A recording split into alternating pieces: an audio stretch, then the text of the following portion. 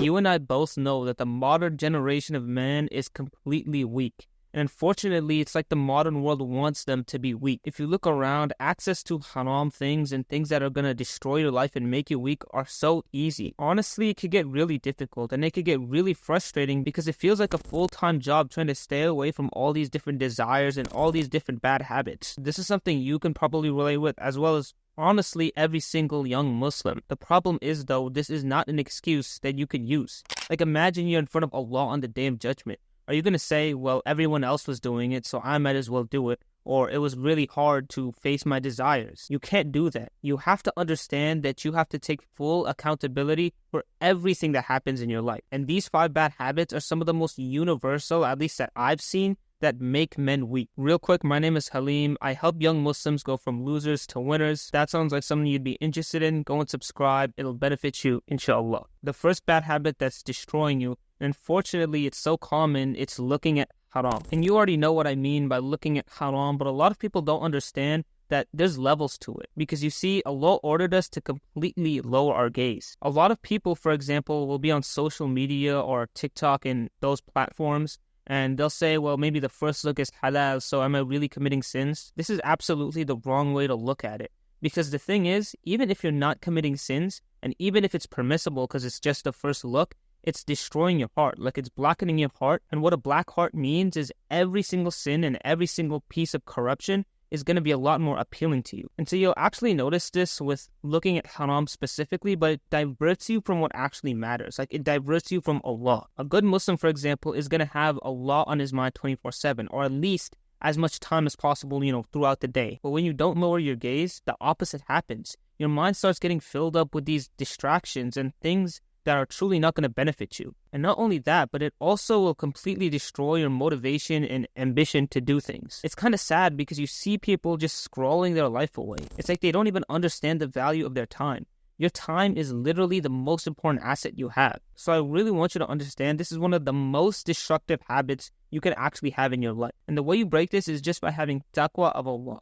That basically means fear of Allah or kind of consciousness. You have to understand that Allah is always watching. When you're alone, maybe when you're in the bathroom, when you feel like no one is watching you, Allah is still watching you. If you adopt that mindset, it's kind of a lot easier to break away from the sins because you have a level of accountability on you. Now it's not just you and yourself. Now it's you and Allah is always watching you and always checking for your actions. The second habit that's making you weak is delaying your prayers. This is unfortunately common, but bro, if you think about it, it's the stupidest thing ever because you're probably going to pray the prayer anyway. Why would you delay it? You're basically just losing out on good deeds for free just out of your own laziness. Like really, what do you gain out of delaying your prayer for an extra hour if you're just going to pray it anyway? It's one of the stupidest things you can do.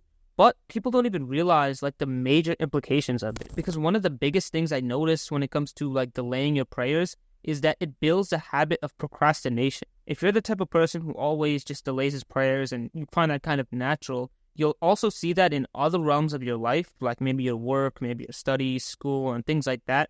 You're also going to delay all of those other things. And if you think about it, is that not weakness itself? Leaving off what you could do now for tomorrow because you just didn't feel like it or you're lazy. Now also, I want to add one exception to this, which is delaying the Isha prayer, and that's actually sunnah. Like, you should delay the Isha prayer right before you sleep. But with all other prayers, you should pray them as soon as possible. Otherwise, you're just losing out on good deeds for no reason. Bro, it makes no sense. Now, the third thing, and you might not like me for this, but it's playing video games. Listen, playing video games is just for children, at least in my opinion. If you're over the age of 16, 17, if you're almost entering adulthood, why are you still playing video games? The worst part is people are not even having that much fun playing video games. They kind of have it as a habit. They have it as their lifestyle. And it's one thing to play for an hour a week just with your friends after, a long day of work or whatever.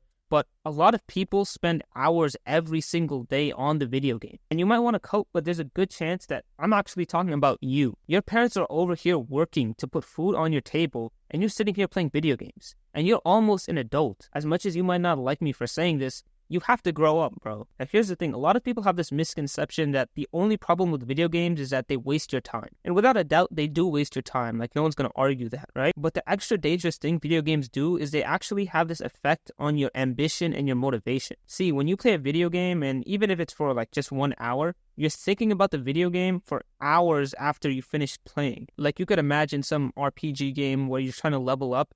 After the game finishes, you're still thinking like, what bosses can I grind? What quests can I do? And all of these other things. So this is a hidden effect. It actually makes you want to level up in the video game instead of in real life. Because if you didn't have that video game, you would be thinking to yourself, how can I be successful in real life?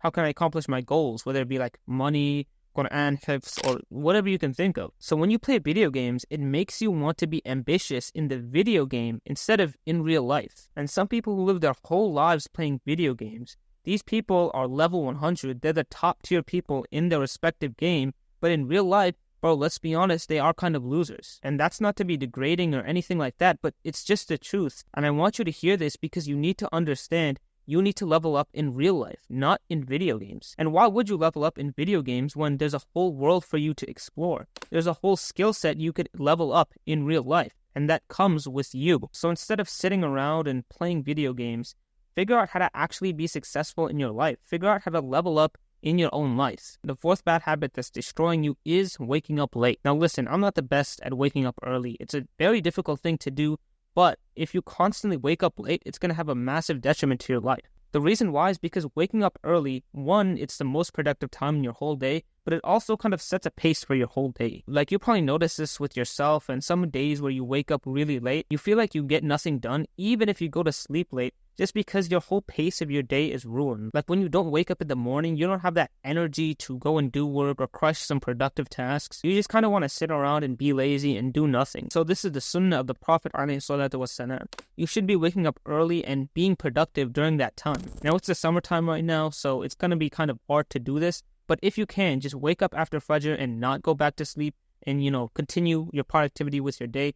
That's going to actually be incredibly beneficial for you. Now, the last thing is actually very interesting. It's controlling your emotions. See, this is completely opposite of what all the media nowadays is telling you. The media is telling you things like men should be in touch with their emotions or men should be feminine. And everything kind of feels like it's pushing you towards this direction of just acting on what you desire, acting on your own emotions. But the Prophet ﷺ said that true strength is controlling anger. Now, of course, this is talking about anger, but you could apply this to many different emotions. Like if you desire to do something, if you desire to listen to music or do whatever haram thing, you have to have that emotional control to understand, I feel this way, but I have to act in a different way. And this is why the Prophet ﷺ also said that patience is at the first strike of calamity. This means as soon as you feel emotional, as soon as you get that urge of anger for, whatever reason, maybe someone angered you, you have to be patient as soon as you get angry. Or that you have to be patient as soon as you get a desire to do something. And I actually read this very interesting quote by Umar ibn al-Khattab radiallahu anhu. He said, "Do not let your love be total infatuation,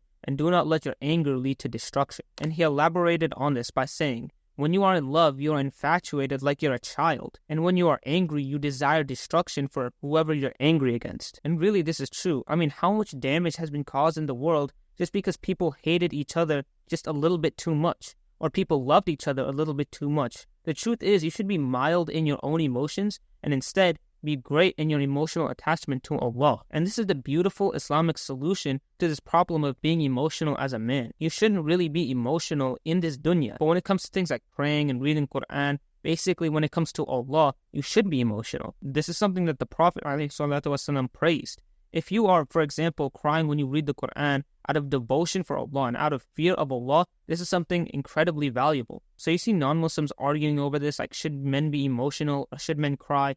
The truth is, Islam gives us a beautiful solution, which is that we shouldn't be emotional in this dunya or be attached to materialism or anything like that, but instead we should be emotional to Allah. Now, I want you to understand that we, young Muslims, have the power to absolutely change the world. Because we're the young generation, we have the ability to cause so much great impact. And honestly, it's our responsibility to. But it all starts with us not being weak. I mean, we have to be strong. And especially, we have to be strong about our religion. We shouldn't be scared to preach it or say that we are Muslims. That's all I have for this video. Don't forget to not stop making dua to Allah. Check out Clean Islamic Streetwear in the description. Assalamu alaikum wa rahmatullahi wa barakatuh.